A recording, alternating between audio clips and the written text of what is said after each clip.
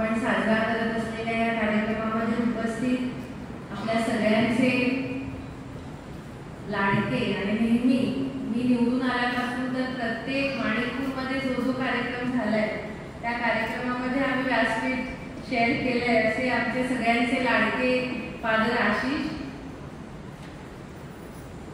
सॉलिडॅरिटीच्या अध्यक्षा क्लेमेंटिना ताई, Supriya sister Annie ताई,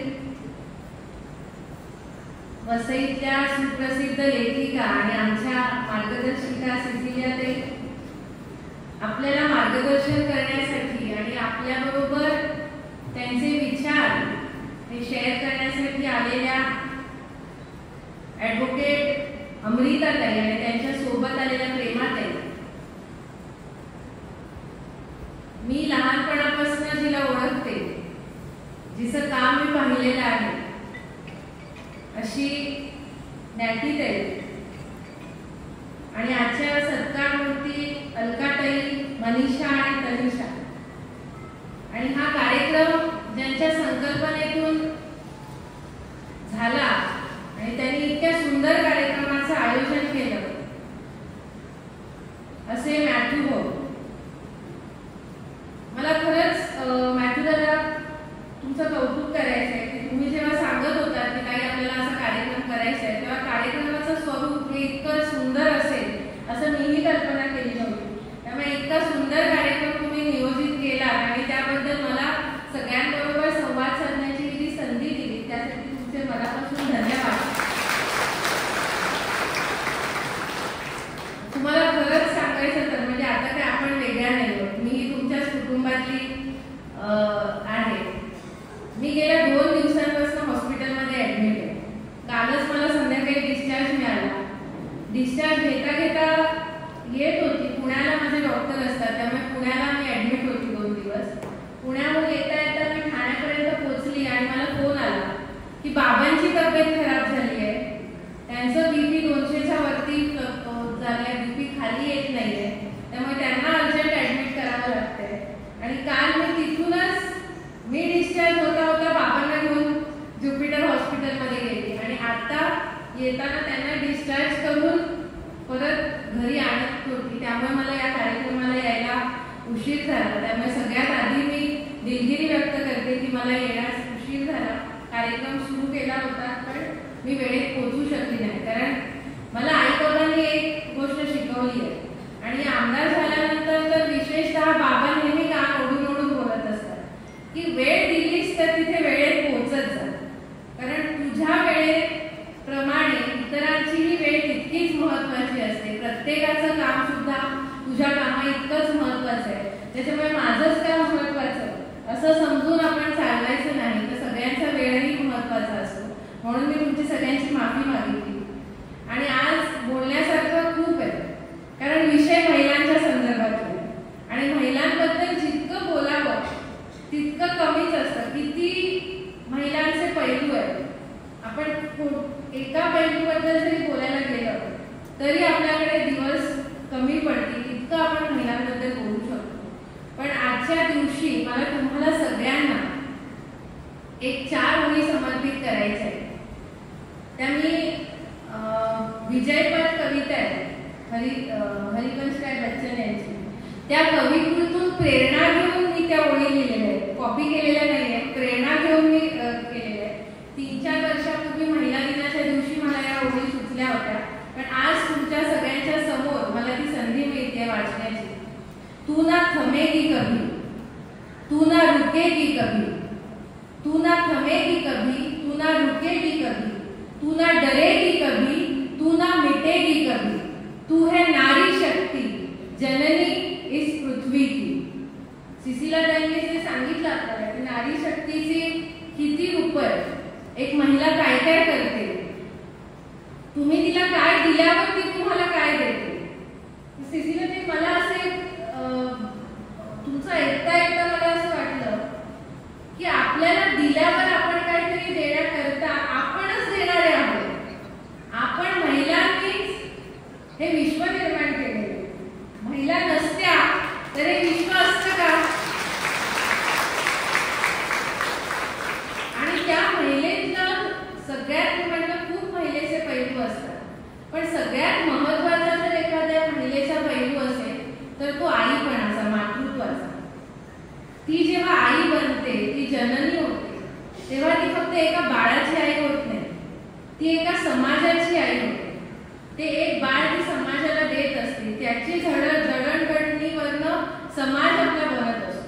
त्यामुळे तुम्ही इथे सगळ्या जणी ज्या बसलेल्या आहात, तुम्ही प्रत्येक एक एक व्यक्ती म्हणून तुम्ही एक महिला किंवा आई असाल, पण तुम्ही या विश्वाची जननी आहात हे लक्षात घ्या. तुम्ही कोणापेक्षाही कमी नाही आहात. तुम्ही म्हणजे सगळं आहात, तुम्ही म्हणजे सर्वस्व आहात. हे जेव्हा आपल्या प्रत्येक महिलेच्या मनामध्ये जेव्हा आत्मविश्वास निर्माण होईल की मी कोणापेक्षा कमी नाही आहे, तेव्हा खऱ्या रीतीने आपलं सक्षमीकरण होऊ शकेल असं मला वाटतं. कारण महिलांच्या सक्षमीकरणावरती आपण बोलतो तेव्हा आर्थिक सक्षमीकरण, सामाजिक सक्षमीकरण, बचत गट, मग महिला नोकरी करेल तर तीच सक्षम होईल, महिला जी पैसे कमवेल तीच सक्षम होईल. पण माझ्या दृष्टीने जी महिला स्वतःचे निर्णय स्वतः घेईल ती महिला खऱ्या अर्थाने सक्षम होते. आज आपण विचार करतो, जरी मी नोकरी करत असेल तरी मी दिवसाचे 10 तास 12 तास मी नोकरी करते, घरात येऊन परत घरातली कामं करते, म्हणजे 4 तास 5 ते 6 तास एक महिला झोपते. ते 6 तास सोडले ते पण मनामध्ये विचार असतात, डोक्यामध्ये झोपल्यावर सुद्धा विचार असतात. सकाळी उठायचंय, डबा करायचाय, मुलाला शाळेत पाठवायचंय, आपल्याला नोकरीत वेळेत जायचंय, मग कोणतरी दिवसभरामध्ये सासू काहीतरी बोलली असेल किंवा ऑफिसमध्ये काहीतरी भांडण झालं असेल, हे सतत आपल्या डोक्यामध्ये झोपेतही चालू असतं. पण ते चला आपण समजू की ते 6 तास माझे, ते 6 तास सोडले तर 24 तासातले सगळे तास आपण हे दुसऱ्यासाठी झटत असतो. पण त्या झटण्यामध्ये सुद्धा त्या 12 तास आपण जी जाऊन नोकरी करतो, ते पैसे कमावतो, ते पैसे खर्च करण्याचं स्वातंत्र्य तरी आपल्यामध्ये असतं का? मला सांगा, असतं का? आपण ते पैसे खर्च करताना सुद्धा नवऱ्याला विचारतो. एखादी साडी घ्यायची असेल, एखादा ड्रेस घ्यायचा असेल तरी सुद्धा आपण नवऱ्याला विचारतो, या महिन्यात साडी घेऊ का दादा, तर या महिन्यात सण आला, या महिन्यात साडी घ्यायची आहे. पण तिकडे मग बाकी मुलांचा काय खर्च आहे, बाकी घरातला काय खर्च आहे, मग माझ्यासाठी साडीसाठी पैसे वाचतायत का? आपल्या साडीचा खर्च सगळ्यात शेवटी, आपल्यासाठी काही घ्यायचं असेल तर ते सगळ्यात शेवटी. आधी आपण घरातल्या सगळ्यांचा विचार करतो आणि मग सगळ्यात शेवटी आपला विचार करतो. आणि तो शेवटी विचार करताना सुद्धा तो निर्णय आपला नसतो. त्या निर्णयामध्ये सुद्धा कोणाची तरी भागीदारी असते. मग ती नवऱ्याची असेल, सासूची असेल, भावाची असेल, दिराची असेल, जो कोणी आपल्यापेक्षा त्यावेळेला आपल्याला सल्ला देणारा मोठा वाटतो त्याची भागीदारी आपल्या निर्णयामध्ये असते. म्हणून मी तुम्हाला म्हटलं की खऱ्या अर्थाने जर आपल्याला सक्षम व्हायचंय तर आपले निर्णय, आपल्या हिताचे निर्णय हे आपण घ्यायला सुरुवात केले पाहिजेत. मग ते छोटे छोटे निर्णय का असेल, मला माहेरीच जायचंय तर मी नवऱ्याला विचारूनच गेली पाहिजे का? पण आपण विचारतो. मला आईला जाऊन भेटायचंय, पण आपण विचारतो की सासूला विचारतो, सासऱ्यांना विचारतो, घरात विचारतो. स्वतःचे निर्णय आपण स्वतः घेत नाही. ते जे निर्णय आपण जेव्हा महिला घ्यायला लागतो तेव्हा खऱ्या अर्थाने आपण महिला या सक्षम बनणार. दुसरं, माझं नाव, माझी ओळख करून देताना ताईंनी सांगितलं की मी माझ्या मुलांच्या नावामध्ये 17 वर्षापूर्वी माझं नाव लावलं. पण ती खरी सुरुवात माझ्या आई वडिलांनी केली. मी लहान असताना, म्हणजे आजपासून 38-39 वर्षापूर्वी माझं नाव शाळेमध्ये घालताना त्यांनी स्नेहा विद्युत विवेक अशा पद्धतीने नाव लावलं. आडनावही लावलं नाही, पंडितही नाव लावलं नाही. पंडित का लावलं नाही? कारण माझ्या आई वडिलांचा असा विचार होता की पंडित नाव लावलं किंवा आडनाव लावलं तर माणसाची जात कळते, माणसाचा धर्म कळतो, ती कुठच्या धर्माची आहे, ती कुठच्या जातीची आहे, मग ही मराठा आहे का, मग ही ब्राह्मण आहे का, ही दलित आहे का, ही आदिवासी आहे का, हे लगेच आपण त्यांच्या आडनावावरनं ओळखतो. आणि मग तिकडेच माणसामधला भेदभाव सुरू होतो. माणसाने माणसासारखंच जगलं पाहिजे. माणसाचा जर कुठचा धर्म असेल तर तो माणुसकीचा असला पाहिजे, जात असेल तर ती माणूस असली पाहिजे. हा विचार माझ्या आईबाबांनी त्यावेळेला केला आणि माझं नाव स्नेहा विद्युत विवेक असं शाळेमध्ये लावलं. आजही माझ्या वरती माझं नाव, माझ्या LLBच्या डिग्रीवरती माझं नाव हे स्नेहा विद्युत विवेक हे असंच आहे. लग्नानंतर दुबे लागलं आणि मग माझ्या मनात आला की जर मी दुबे लावतीये ना तर मग मला माझ्या माहेरची सुद्धा आयडेंटिटी टिकवली पाहिजे आणि मग माझ्या नावासमोर पंडित आलं. म्हणून स्नेहा दुबे पंडित, स्नेहा विद्युत विवेकची स्नेहा दुबे पंडित ही अशा पद्धतीने झाली. कारण त्यावेळेला सुद्धा माझ्या मनात होतं जितकं सासर महत्वाचं आहे तितकंच माझं माहेरही महत्वाचं आहे आणि त्या दोघांनाही ओळख मिळाली पाहिजे. कारण माझ्या आई बाबांना मुलगा नाही, आम्ही दोनच बहिणी. त्यामुळे माझ्या मनात नेहमी होतं की माझ्या आई वडिलांचं नाव कोण पुढे नेईल, पंडित नाव कोण पुढे नेईल, तर ती मीच नेऊ शकणार, ते मीच नेणार. म्हणून माझ्या नावामधल्या पंडित नावाचं ते महत्व आहे की मी पंडितांना सुद्धा रिप्रेझेंट करते आणि मी दुबेला सुद्धा रिप्रेझेंट करते. त्याच्यामुळे आपण महिलांनी स्वतःचं अस्तित्व विसरता कामा नये.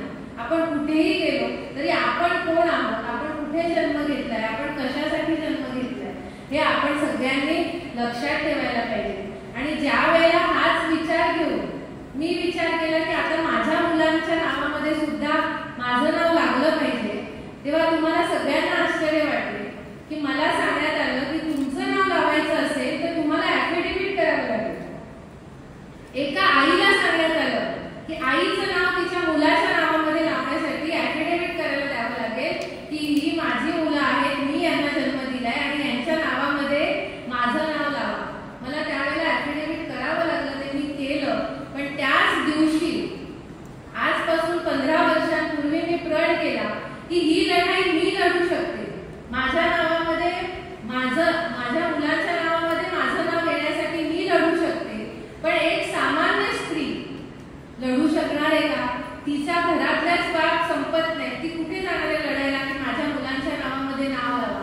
पण गरजेचं नाहीये का मला सांगा? एक महिला 9 महिने त्या बाळाला पोटात वाढवते. त्या 9 महिन्यामध्ये तिची पूर्ण शरीर रचना बदलते. तिला कधी BP नसतं, थायरॉइड नसते, शुगर नसते. पण हे सगळे प्रकार ती त्या 9 महिन्यामध्ये बघते. आणि बाळाला जन्माला देताना तर आपल्या शरीरातली सगळी हाडं एकत्र तुटावी इतक्या वेदना सहन करून ती बाळाला जन्म देते. सीझर जर झालं तर सगळ्यात कठीण जर ऑपरेशन कोणतं असेल तर ते सिझरियन असतं. कारण आपल्या पोटाचे 7 थर, 1-2 नाही 7 थर हे कापले जातात आणि मग ते बाळ बाहेर येतं आणि मग ते शिंपले जातात. हे सगळ्यात कठीण जर पुढचं ऑपरेशन असेल तर ते बाळाला जन्म देण्याचं ऑपरेशन असतं. इतक्या सगळ्यानंतर त्या बाईचं, त्या मुलीचं शरीर पूर्वीसारखं राहतं का? ती बाई पूर्वीसारखी राहते का? तिचं पूर्ण शरीर बदललेलं असतं. आणि मग एवढं सगळ्या वेदना घेऊन सुद्धा आपण हसत हसत त्या मुलांचा सांभाळ करतो. आपण सगळ्या आपल्या इच्छांचा, आकांक्षांचा वेळोवेळी त्याग करत असतो. पण नाव मात्र कोणाचं येतं? फक्त वडिलांचं येतं. आणि विचार करा, आपण गेल्यानंतर कोणी अमरपट्टा घेऊन आलाय का? कधी जन्माला आल्यावर प्रत्येकाला हे जग सोडून जायचंय. पण पुरुषांचं बघा, पुरुष गेले तर ते जिवंत राहतात त्यांच्या मुलांच्या नावामध्ये. आज अमिताभ हरिवंशराय बच्चन, अमिताभ बच्चनच्या वडिलांचं नाव हरिवंशराय जरी बच्चन नसले तरी जिवंत आहे अमिताभ बच्चनच्या नावामध्ये. पण तेच अमिताभ बच्चनच्या आईला कोणी ओळखतं का? अमिताभ बच्चनच्या आईचं नाव तेजी आहे. अमिताभ तेजी हरिवंशराय बच्चन हे आपण ओळखतो का? म्हणजे आईला विसरला हा समाज. पण अमिताभ बच्चनच्या जडणघडणीमध्ये त्या तेजी बच्चनचा पण तेवढाच वाटा आहे जितका वाटा हरिवंशराय बच्चनजींचा आहे. बरोबर ना? मी एक उदाहरण दिलं. म्हणून आपलं अस्तित्व टिकवण्यासाठी एका आईला कायम तिच्या मुलांच्या नावामध्ये जिवंत ठेवण्यासाठी मी त्यावेळेला विचार केला की ही लढाई आपल्याला लढावी लागेल. आणि तेव्हा जी लढाई सुरू केली, अनेक स्तरांवरती लढाई सुरू झाली. आपलं महाराष्ट्र राज्य हे पहिलं राज्य आहे आणि एकमेव राज्य आतापर्यंत की ज्यांनी हा कायदा केला. आणि आता 1 मे नंतर येणाऱ्या बाळांच्या नावामध्ये आईचं नाव हे आता लागणार आहे आणि ते कंपल्सरी लागणार.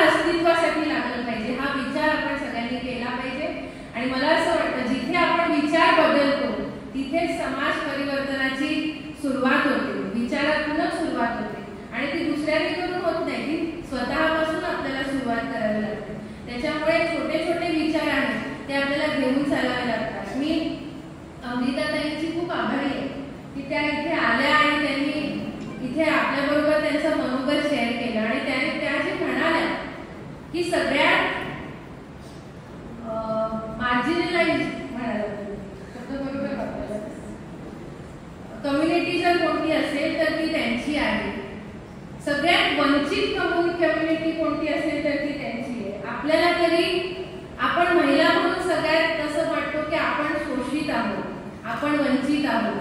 आपल्यावर नवरा सुद्धा दादागिरी करतो, आपल्यावर आपला बॉस सुद्धा दादागिरी करतो आणि आपल्यावर आपली मुलं सुद्धा दादागिरी करतात. अशा स्थितीमध्ये आपण असतो.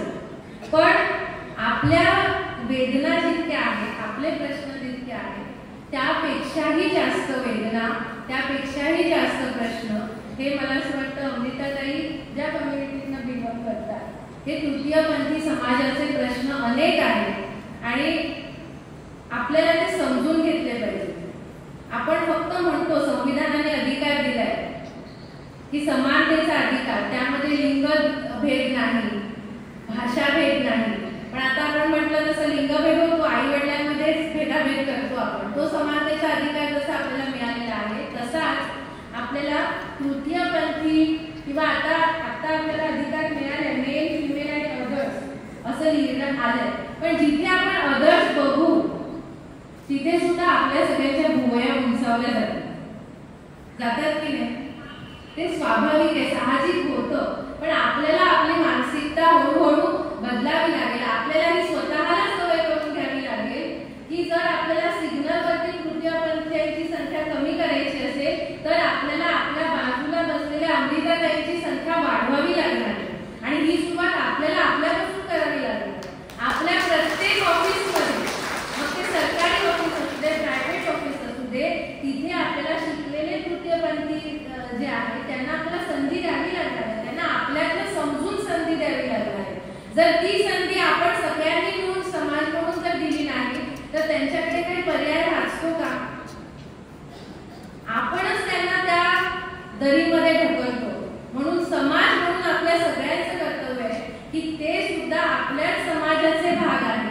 ते सुद्धा अमृताताईंनी म्हटलं तसं की आपण स्त्री पुरुष अदर्श म्हणण्यापेक्षा आपण माणसं आहोत. माणसाने माणसासारखं जगलं पाहिजे आणि माणसाने सन्मानाने जगता आलं पाहिजे प्रत्येक माणसाला.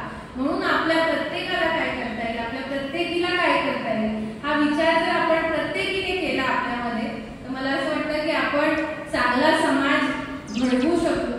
खूप उशीर झालेला आहे. तुम्हाला पण तुम्ही सगळ्यांनी खूप वेळापासून इथे आहे. मी तुमच्या चेहऱ्यावरनं ओळखते की आता सगळ्यांना घरी जायची घाई लागलेली आहे. माझे सुद्धा पुढे कार्यक्रम आहे. मी जसं म्हटलं तसं दोनच गोष्टी लक्षात ठेवा. आपण घेणारे नाही आहोत, आपण देणारे आहोत. हा आत्मविश्वास आपण प्रत्येकीने आपल्या मनामध्ये बाळगा की मी कोणापेक्षाही कमी नाही आहे आणि मी जर ठरवलं तर मी स्वतःचं सुद्धा आयुष्य बदलू शकते, मी समाजाचं सुद्धा आयुष्य बदलू शकते. आणि त्यासाठी महत्त्वाचा मुद्दा सिसिलियाताईंनी पण सांगितला, नॅथीताईंनी सांगितला, सगळ्यांच्या भाषणातून आला की आपल्याला आपल्या या महिलांच्या चळवळीमध्ये पुरुषांना सुद्धा सामील करावं लागणार आणि ती सुरुवात आपल्याला आपल्या घरातून आपल्या मुलांपासून सुरुवात करावी लागणार. आपल्याला आपल्या मुलांना सुद्धा भांडी घासायला शिकवावं लागणार.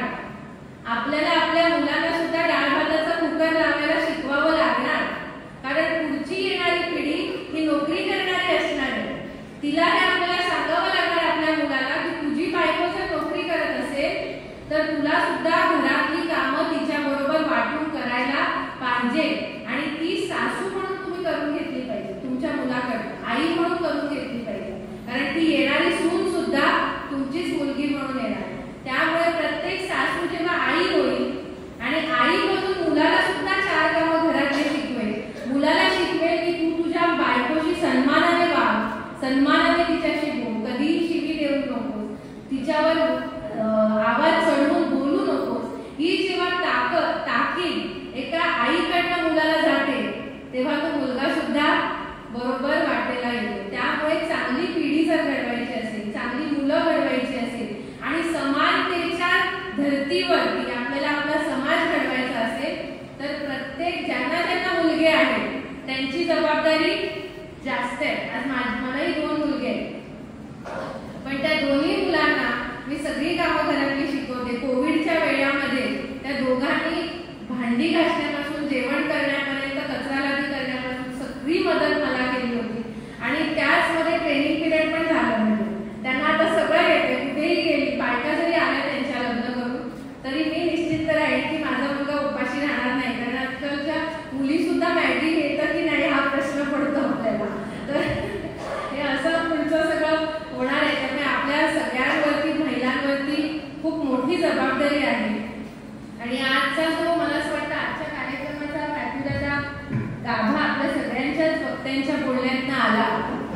की माणसाला माणसासारखं जगू दिलं पाहिजे आणि सन्मानाने माणसाला जगता आलं पाहिजे. हा आपल्या कार्यक्रमाचा मला असं वाटतं गाभा आहे. आणि याच गाभ्याला धरून मला माझा आवाज खूप चांगला नाही आहे, सूर पण इकडे तिकडे होतात, पण थोडंसं तुम्ही समजून घ्या. आपल्या सगळ्यांची आपण चर्चमध्ये म्हणतो प्रार्थना देवा तुला, ही खूप माझी सुद्धा खूप आवडती प्रार्थना आहे आणि माझ्या बाबांची सुद्धा खूप आवडती प्रार्थना आहे. आणि माझे बाबा लेखक आहेत, तुम्हाला माहिती आहे. तर ते जेव्हा ही प्रार्थना ऐकून आले होते, त्यांनी याच चालीवरती दुसरी प्रार्थना लिहिली, ज्या प्रार्थनेमध्ये आम्ही ज्या चळवळीमध्ये संघटनेमध्ये काम करतो किंवा ज्या उद्दिष्टासाठी माझे आई बाबा काम करत होते, मी आता गेले 20 वर्ष काम करते, त्या थोडंसं सार त्या प्रार्थनेमध्ये आलेलं आहे. तर मी त्याच्या 4 ओळी तुम्हाला ऐकवू इच्छिते आणि माझं मनोगत मी संपवते. मॅथ्यू दादांनी मला रिक्वेस्ट केली की तीच प्रार्थना देवा तुलाही प्रार्थना सादर करावी. मी त्याचे 1-2 ओळी म्हणते आणि पुढे मग बाबांनी लिहिलेली म्हणते. चालेल ना? तुम्ही सुद्धा माझ्या सोबत म्हणतात तर आवडेल म्हणतो. प्रार्थना देवा तू सदा